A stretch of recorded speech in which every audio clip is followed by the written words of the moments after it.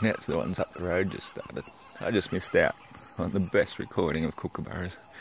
I'm going to start walking back already. It's already a little bit dark. But the reason I'm making this recording, I can't even tell which way I've got the camera around, to be honest. It must be facing towards me, so yep. If I turn it around, you might be able to see, there it is, the moon, the luna.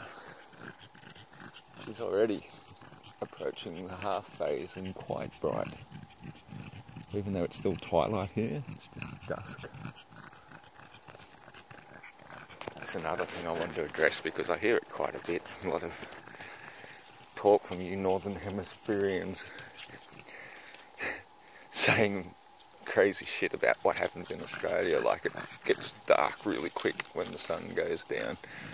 Well, no, the sun's been down nearly an hour and it's still bright enough for me to see with the naked eye. It doesn't show up well on the camera, obviously.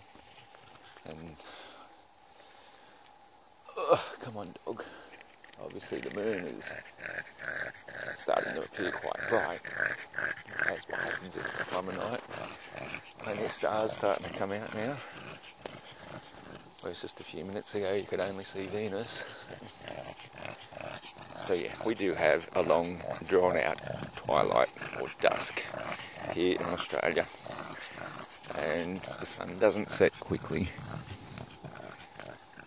and the moon is basically what I'm going to talk about, how you see it. So where it is now, up there, I am pretty well facing west, so the moon is on its way towards the west, obviously, as it does. And the phases, how you know, a lot of people would say, how can it be illuminated by the sun while the sun has gone below the horizon? It's all perspective.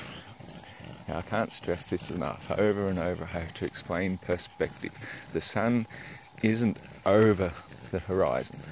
It's gone so far distant that now it is no longer able to locally illuminate this area.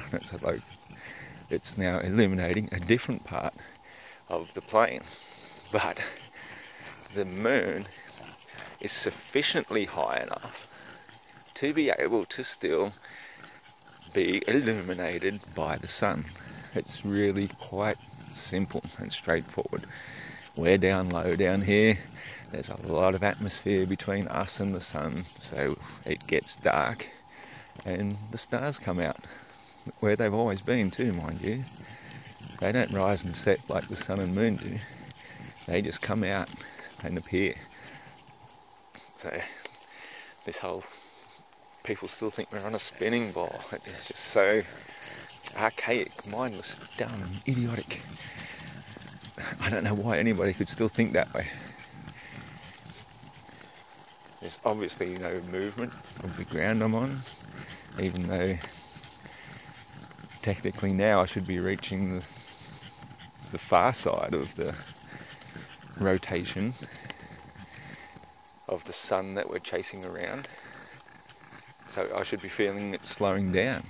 I've been having this argument with somebody on Facebook all day. They just can't understand how motion like that would work, so I had to explain it. Like the logo on a basketball, the Wilson logo. So as the basketball is spinning and you're throwing it towards a net, then at one point the Wilson logo is spinning towards the front of the trajectory, whatever the word is. And then once it's spun around, it's spinning backwards.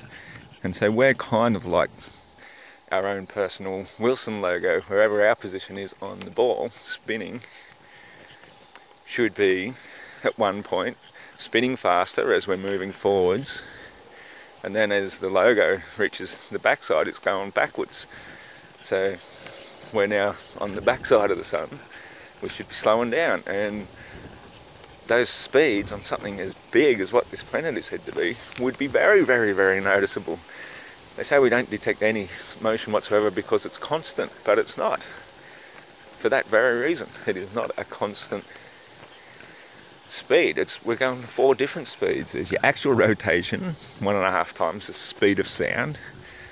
There's your trajectory around the sun, 66,600 miles an hour, and then there's chasing the sun going 450,000 miles an hour, and then there's the sun, it's the whole lot itself, the whole galaxy moving at 2 million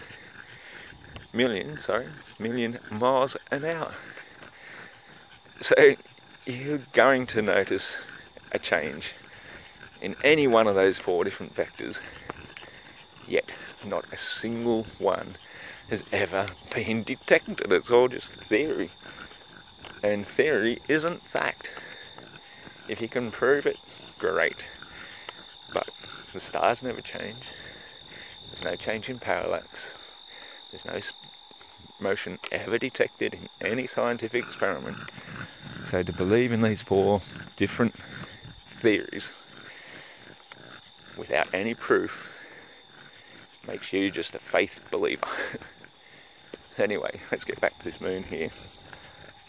It doesn't show well at all on this camera, and I can't zoom in this mode either because the camera's facing selfie face.